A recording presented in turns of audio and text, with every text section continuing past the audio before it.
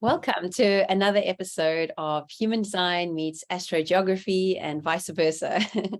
Love to have you here. It's wonderful that you're watching. Just want to say thank you for being here and thank you for sharing too, because I'm sure at the end of this episode, you might know one or two people you'd love to share it with, and we would really appreciate that. My name is Lauren. I'm your Human Design reader, and I'm representing Human Design. And this is Meg. Hi, I'm Meg. I'm an evolutionary astrologer and I specialize in astrogeography. And we're here to share information about how the fusion of these two sciences can come together to make an interesting collaboration of energy, because ultimately we're energy beings and there's energy points on the earth, and why not harness those energy points to manifest, but properly manifest. So we're experimenting with this ourselves. We're opening up this. This is not something that is actually a thing.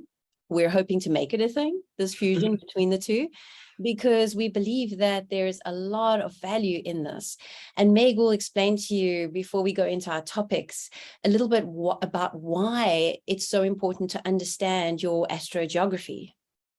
Yeah, so I think the thing that opened up my mind about astrogeography is that all of the lines are unique and special to everyone. So where you were born, the line that's running through your birth location is different to everyone that you know. So you're constantly interacting with different people every day. And if they have energy that is different or similar to yours, you're kind of picking up on those vibes.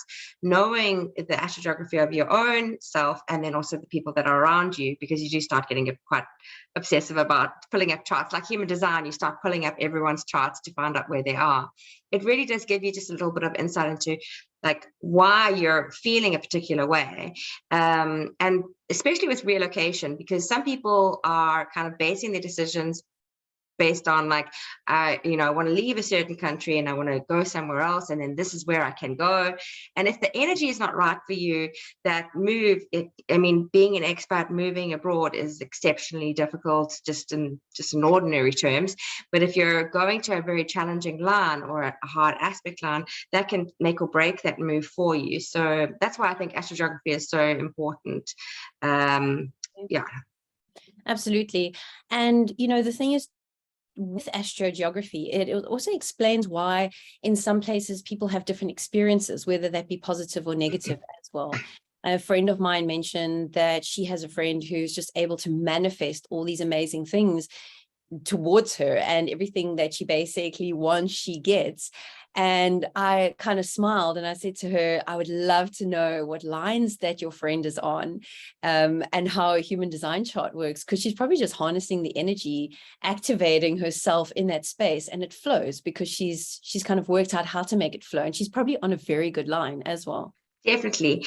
I think that there's something to be said about the energy that you're born with.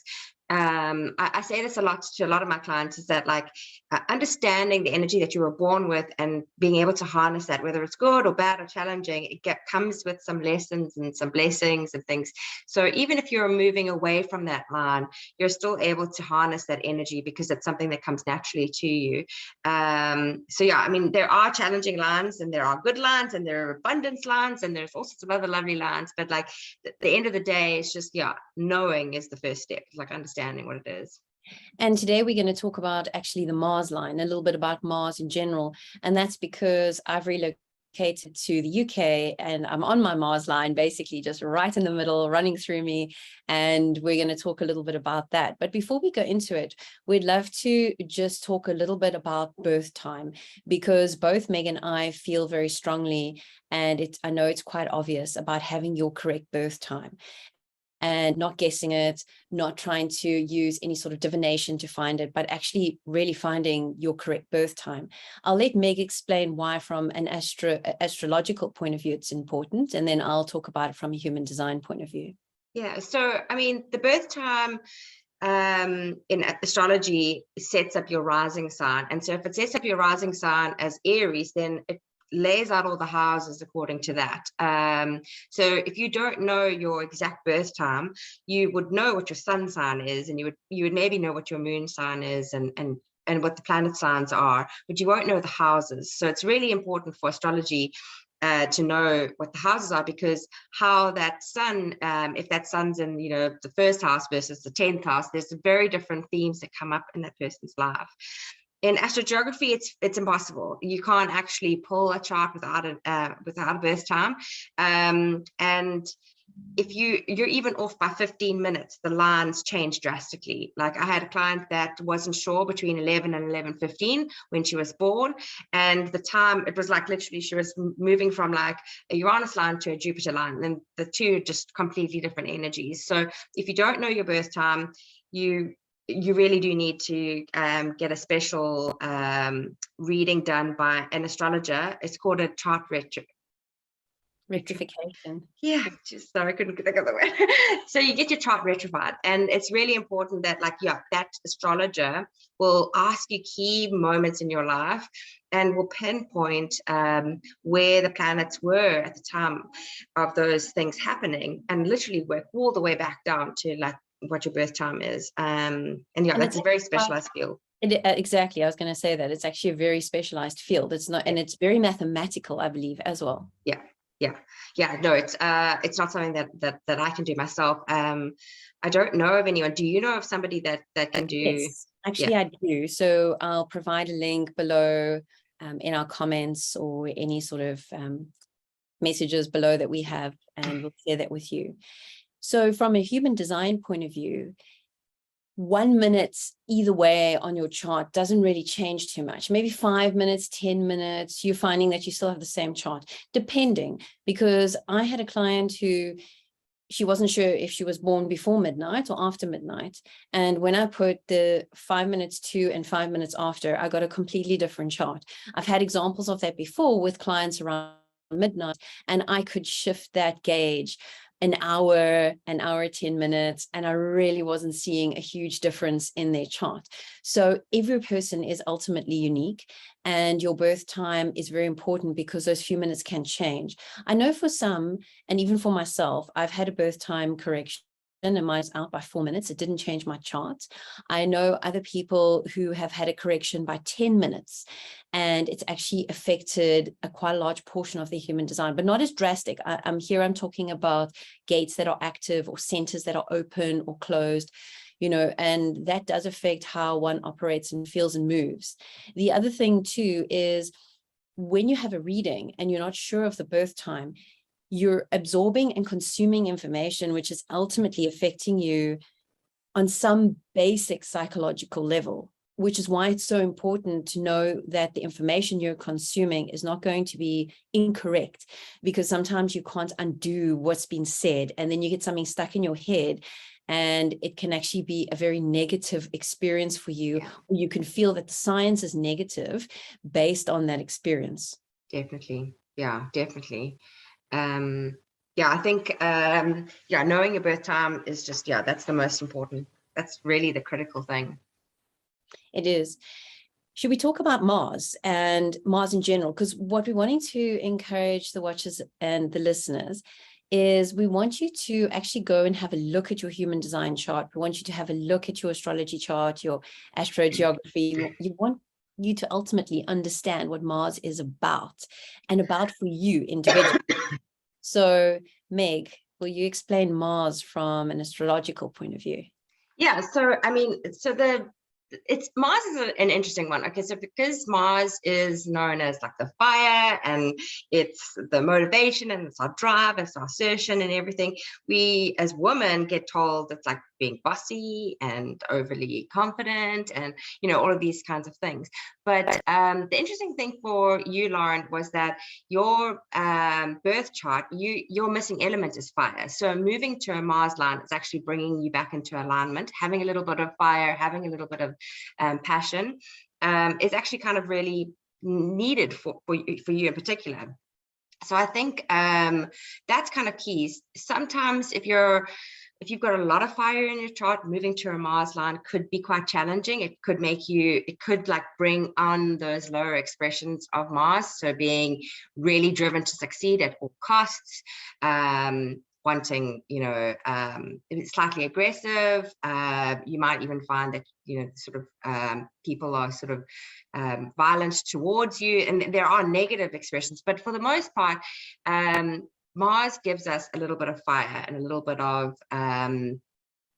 passion. It ignites a bit of passion in us. And I think also it's important to kind of look at where the element that your Mars sign is in as a first point. So that's why I always go back to astrogeography is not just looking at the lines on the map. You actually have to look at the natal chart first, because understanding where your Mars is placed and what the aspects are, what other planets are communicating to that placement is really, really key. So for mine, I have my Mars in air, and so that makes it like a very it's in Libra, and it's a very mental thing. It's like I'm motivated by getting really stuck in my head a lot, actually, and it's conjunct my Saturn, so that makes it extra sort of tricky. Yours, on the other hand, is in Virgo, and so yours is earth, so it's grounding. Your Mars energy, the themes that come up for you is being grounded and like long stamina. Those kinds of things can be a result of being on your Mars line. If you have Mars in a fire sign, so Aries, Sagittarius, and Leo, then you're like a little bit feisty, that fire, those two fire elements actually play up, and so you might actually find yourself like really competitive. Like if you're into competitive sport, going to a Mars line actually can help you be extra competitive. You can run that marathon, you can have like a lot of energy. And then if you've got a Mars in water, that's very emotional, and can bring up like emotions linked to that motivation. So understanding where your placement is of Mars before you look at the lines on the map. And then on the lines of the map, there's like multiple different ones. We could probably like spend a whole episode talking about them, but the 4 angles, AC lines are awareness of self, your DC lines are relationship lines, MC is midheaven, so it's career and work, which is the one you're on, and RC is home and family. So that, the themes can kind of come up as well, depending on what angle you're on. But that's like a story for another day. How does Mars... At least another episode. At least another episode. How does Mars impact on human design? Because I think that's interesting. So I'm seeing Mars in the chart, both in the design and the personality, what we get. And if one looks at the human design chart, you'll see that on the one side you have the design and the other side you have the personality. Without making that too complex, the design is how you move through the world, and the personality is who you think you are. So in the design aspect, we've got conscious gates, and then in the personality, we have the unconscious gates. Now, we're seeing for myself, I've got that in the root, which is 39. So it's activating, there's gate 39 that's active in the root, and 40 in the heart, the willpower. And both those centers for me are defined. So there's a lot of drive as well in that, and in those spaces, because the defined willpower has got a desire to be successful and to push forward and try hard. And with 40, here's a lot about like giving to the tribe, giving to the community, standing a bit separate from it, but kind of being that voice of the community. And then 39 in the root, it's all about like provoking into action, like forcing change, but not like forcing it in a negative way, forcing it as in provoking it, inspiring it, and creating that change and wanting to change and move. So it's interesting that Mars being here for me, both conscious and unconscious, it's activating that want to, and that drive to make a change, stand out, do something, and it's giving me that extra fire, and I can definitely feel that fire. Definitely, because your Mars placement, I don't know if I mentioned it, but yours is in the 11th house. So it's communities, broader communities, and so that actually plays into that, your gates. It's activating those gates and how you show up in the world. And for you, you've got the spleen that's active. You've got 57, and then you've got 40, which is your willpower also. So we actually share that, except your willpower is open, and so there's that like that very open-heartedness, and the open willpower easily affected by those who are defined, because it gives you that motivation.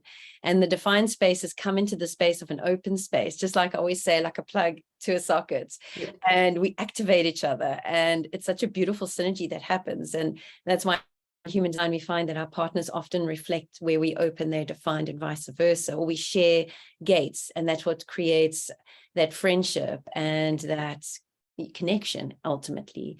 And you've got 57 in the spleen, and that's a defined space for you. And 57 is all about intuitive clarity, knowing in the now. So that's quite interesting for you, because that's part of your design, is how you move through the world. So ultimately, you're quite connected into feeling what's right for you. But always remember for yourself to bring yourself back to the present and not worry too much about the future, because you can spin out a little bit. Yes. Yes, I futurize a lot. Yeah, and that's what the gate is saying. It's saying, like, try and just be here in the present and just be here in the now, because now has the answer for the future. So I kind of feel like it also ties in what we were talking about when you're mentioning how you function from an astrological point of view. I saw like, oh, okay, that makes sense. Yeah, no, it's true. And maybe that's why we work so well together, is because we've got this nice little synergy. I love that. Absolutely. And what's even nicer about it is that when we have designs that we share connection with, which happens naturally, just like the places you want to visit and things you want to do, places you want to go, it's a natural connection. You're going to feel that connection. So the next time the listeners, the viewers you're taking a moment, you're sitting by yourself, you're meditating, feel where you're naturally drawn to, and don't doubt yourself, because usually what you feel is actually the truth of the places that are calling you, or the people that you're most attracted to from an energetic point of view.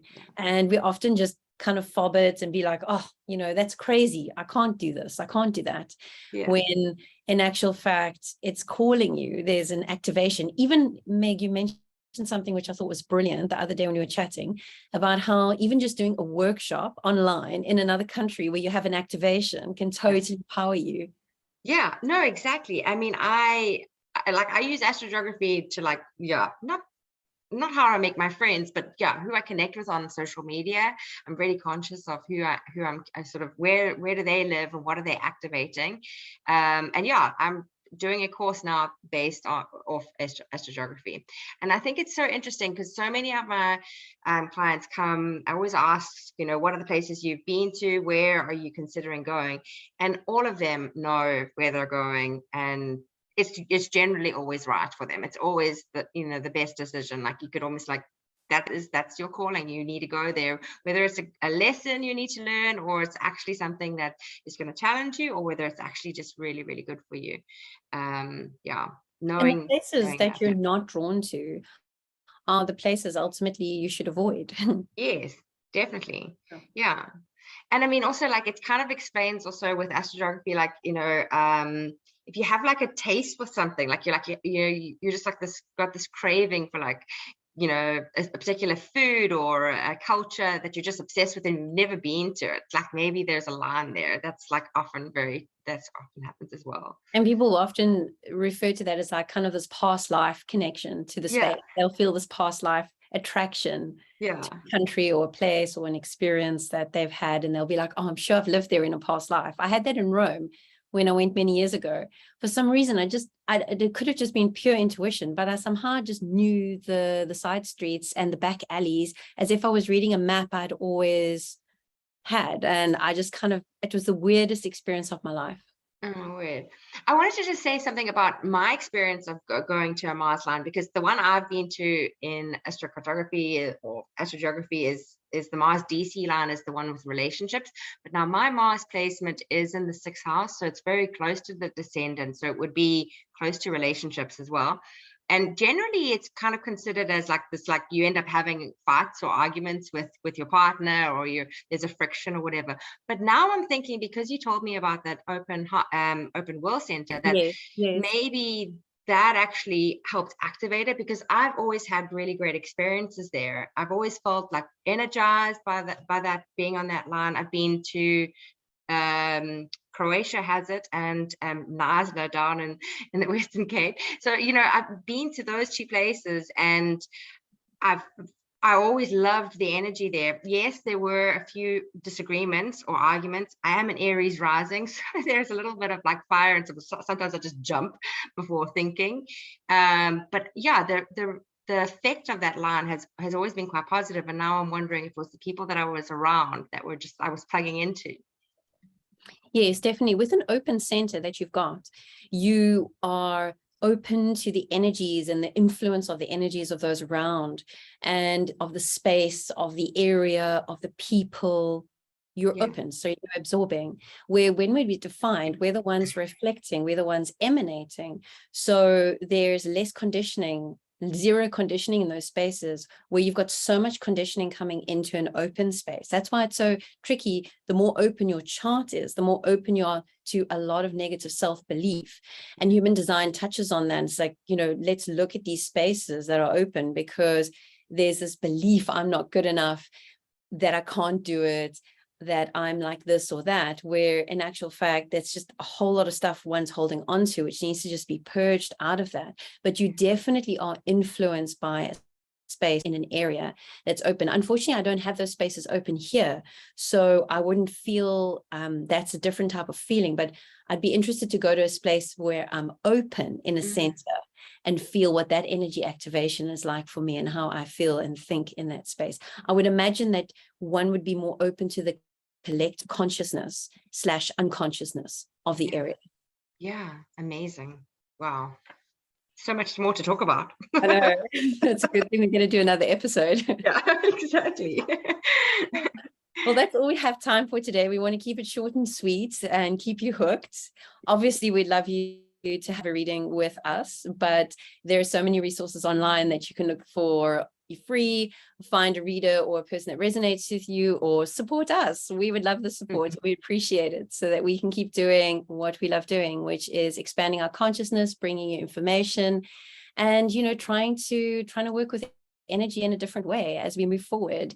And I don't know if you guys have heard about the changes that are going to take place in 2027. There's a lot of interesting things that are going to happen. Meg and I are going to cover that as we go through little bit by little bit.